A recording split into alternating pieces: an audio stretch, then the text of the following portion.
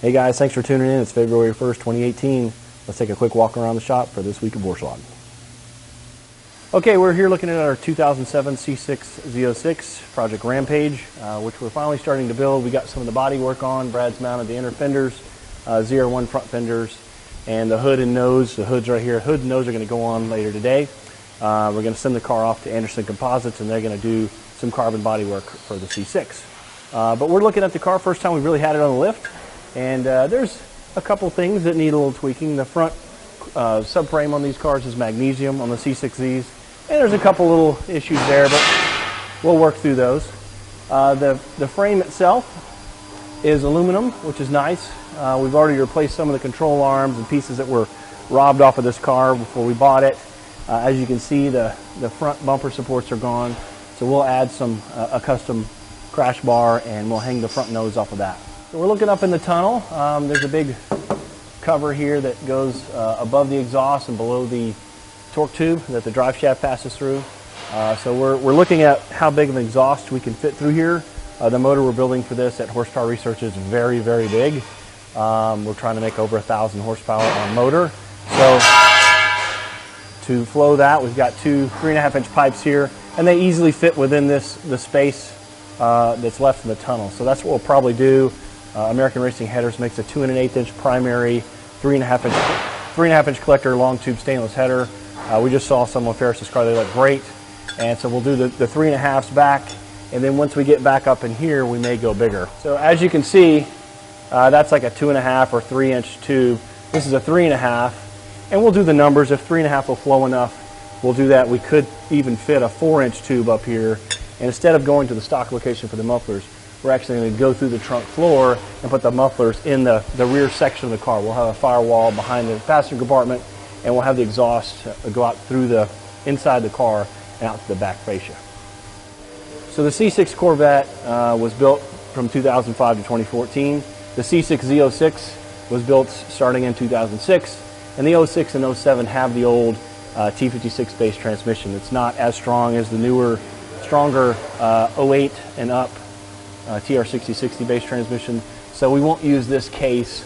We'll sell this. A lot of the C5 guys like using this one. It's a little bit better than the C5 transmissions, and the C6Z one for those guys works out well. So we'll get a later transmission, and then back here, this monstrosity is the differential, and we'll use the ZR1 style, which is a much stronger case. There's a lot more aluminum in it, it's a lot stronger, and we'll use the ZR1 C6 differential to have the strongest possible drivetrain. We may or may not do a sequential. The torque output we have planned is more than the 700 foot-pounds that the Magnum can take, so we may have to go to something stronger. So these are the factory C6 Z06 bypass mufflers, and they have a little vacuum actuator and spring-loaded flapper valve, so you can basically bypass the muffler internally. We'll do away with all that, and to leave more room for a diffuser, we'll get rid of the mufflers here altogether.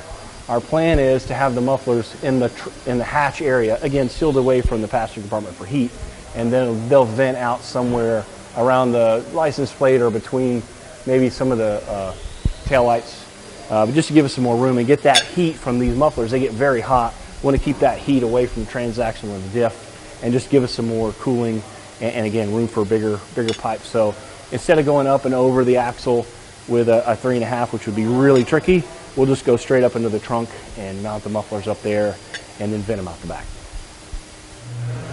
So this is the E46 M3 CSL V8. It's nearing completion. The guys at G-Speed have finished up the Motec harness. It's going to have an M150 Motec. They're building a harness for this LS7 based engine. We've got the aero in the rear done. The front aero is happening soon.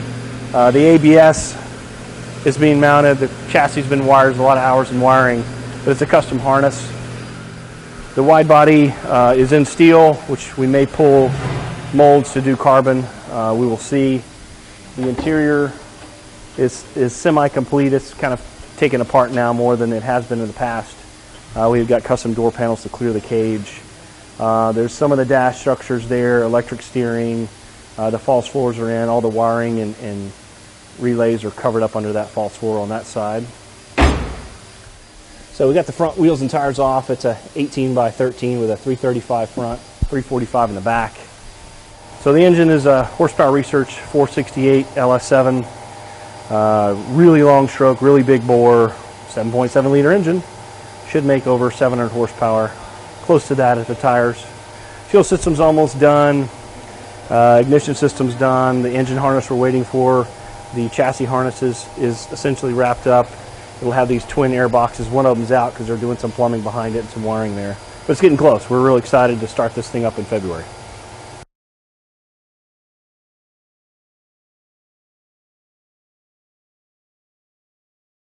So this is Adam's 2012 Evo 10. This one came in, it's still a street legal car, had roll-up windows and some of the interior. We've stripped the interior, we've cut out the 4-point roll bar that fit under the factory sunroof. We've cut the factory steel roof out and have this AMS carbon fiber, dry carbon. It's like a 4 or 5 pound roof. It's really nice, it fits really well. It's really thick, it's stiff, it doesn't oil can. We took about 450 pounds out of this car since when it rolled in. We'll put some weight back in with the cage. We got Lexan on order from the UK for the rear windows and the side and the side rear windows.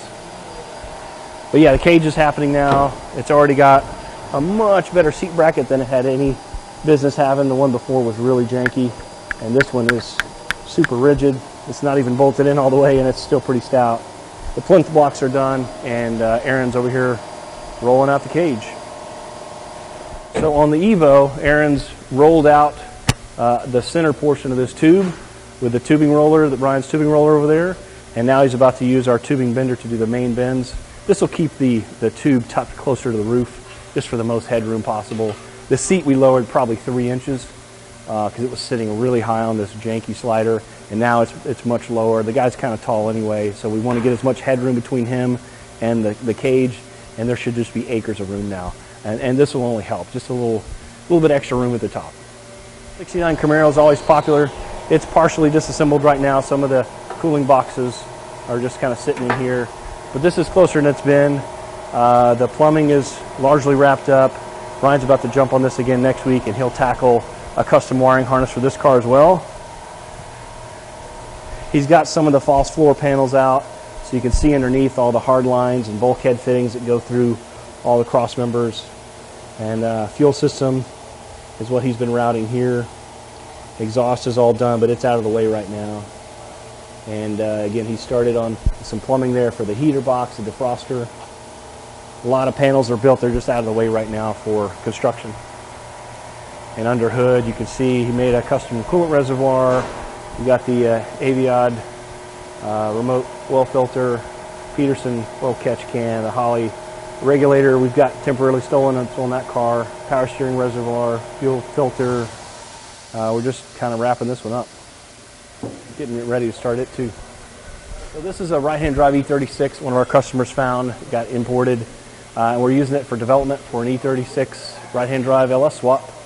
We're pretty much done. We're waiting on the production header to come back, but we'll have our Stage 0 kit should be available for this car by summer. So this is a 328 coupe. It's a wide body car I bought from a local guy it's got a Fossmann body kit from Germany that was really popular back in the day, made for motorsports use.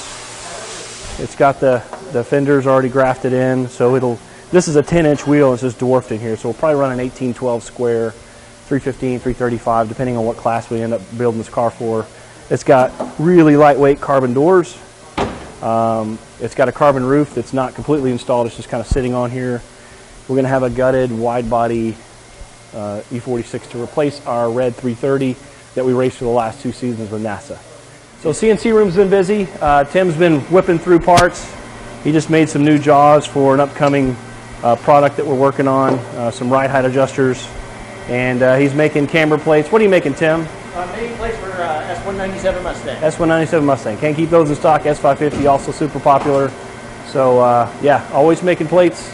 Try to make everything we can in-house. That way we control the cost, quality, materials, and can't blame anybody else if something goes wrong. So that's it. Quick walk around the shop. A lot of products going on. We've got cars hidden all over Texas. They're waiting to get worked on. There's a couple out there I didn't talk about because we hadn't started them yet. There's some stashed in our trailer. They're everywhere. So we got a ton of work, probably 6 months of backlog, if not more. So it's a busy time. We're in the middle of building a new building. So we got that extra construction going on in the background, so a lot going on. Thanks for tuning in. We'll see you next time.